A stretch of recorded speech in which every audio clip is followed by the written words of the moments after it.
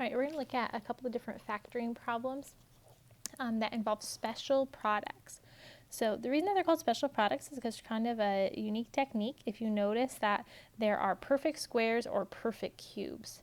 So if you notice that you have perfect squares, which we saw in our handouts was something like the first term is something squared and then the last term is something squared, that will factor to wherever those things come from. So it's kind of like taking the square root of those things. So f minus L times f plus L. Now, if it's a sum of two squares, we're going to actually not be able to factor that unless it were just a GCF or something. And so we'll often say that that is prime. And again, unless there's a GCF.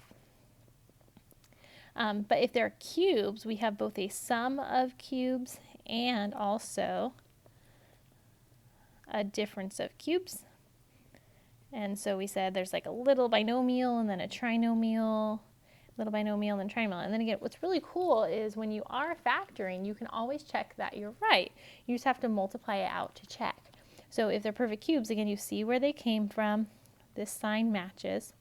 Then inside, you're going to square the first term, square the last term, and then this is the opposite sign of what you saw here, and you take the product of those two things. The difference, kind of similar idea. You keep the minus, you square both of those things, and then you do the opposite there. And so these are the special products that we're talking about. So when I first look at this problem, it says x to the 16th minus 1.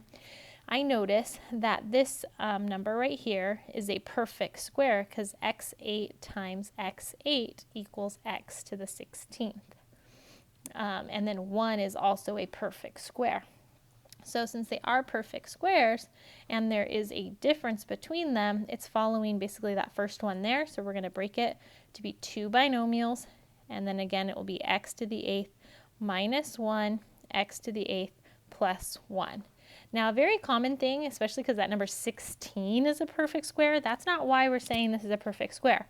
The way exponents work, reminder, even something like x to the 6th is a perfect square because it's really x to the 3rd times x to the 3rd. Remember, we add these exponents to make that 6.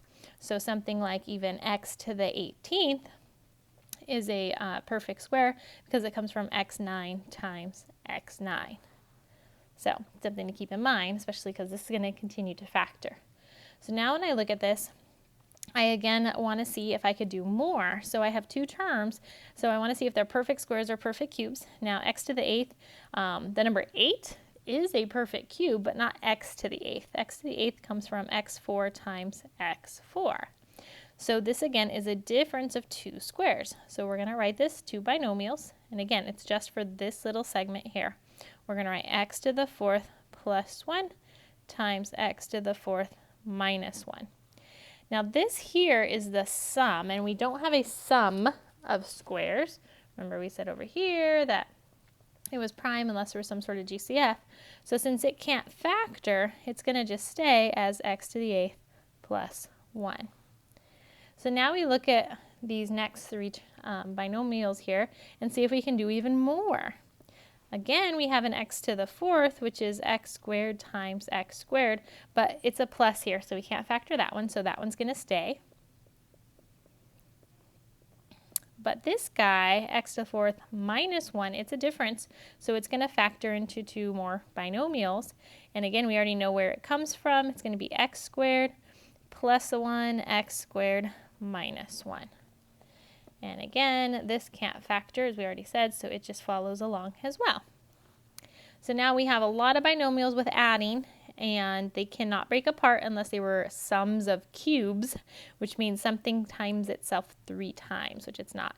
So the only thing that I can do here is actually looking at x squared minus 1 because it's x times x. So it'll factor x plus 1, x minus 1, and now everything else stays the same. Again, they can't factor because they have additions between them. And then we have this x to the 8th plus 1. And now the only thing that has a difference here is this x minus 1, which it can't factor anymore. So this would be my final answer. It's factored completely. And again, if you want to check, you just do the reverse of what you did. So I would probably just start by multiplying those two guys together. Then I would multiply these two guys together. Then multiply these together. And then ultimately, you're going to multiply those together, and you'll see that you get back where you started. Okay, so that was a difference of squares that just kept going and going and going. We're going to look at one more example that was asked. We have 8x to the 6th plus 27y to the 9th. So again, first thing you always want to do is check for a GCF, which there's nothing here, but we want to check it. And then we notice that it's an addition. Well, if it's perfect squares, then there's nothing we could do here. That's prime. So that means we're looking for cubes. Cubes means it's something multiplied by itself 3 times. So just looking at the number 8, that's 2 times 2 times 2. Now x to the 6th would be an x squared, and x squared. It's almost like you're dividing that number by 3. Now 27 is 3 times 3 times 3, and y9 will be y3, y3, y3. Again, it's kind of like dividing by 3. So those are perfect cubes. So that means, looking up here, we're going to be looking at this guy here to fill in. So we know it's going to be a little binomial and then a trinomial. And we already know where these guys are coming from. 8x to the 6 is coming from 2x squared. 3 of them. And 27y to the 9th is coming from 3y to the 3rd. So you can see that there. And again, it's 3 of them. I don't really write it out this way. Alex does. I more just am concerned with these numbers because that's what's going to go in here. 2x squared plus 3y to the 3rd. And then remember, if that's a plus, this next sign is minus.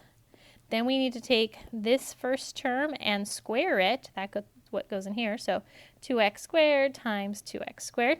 That's going to be 4x to the 4th. We're going to take this guy and also square it for our last term there. So 3y to the 3rd times 3y to the 3rd. That's going to be 9y to the 6th. Remember, we add the exponents. And the sign here is plus. Then we take the product of these two guys, so that's 2x squared times 3y to the 3rd, and that's going to go right in here. So we're going to have 6x squared y to the 3rd. And so that's going to be my answer, and you can always check it by multiplying it out. You should be able to check that 2x squared plus 3y to the 3rd times 4x to the 4th minus 6x squared y cubed plus 9y to the 6th is equal to this original starting guy. So I hope that helps a little bit with the factoring of some perfect squares and cubes, which is our special product.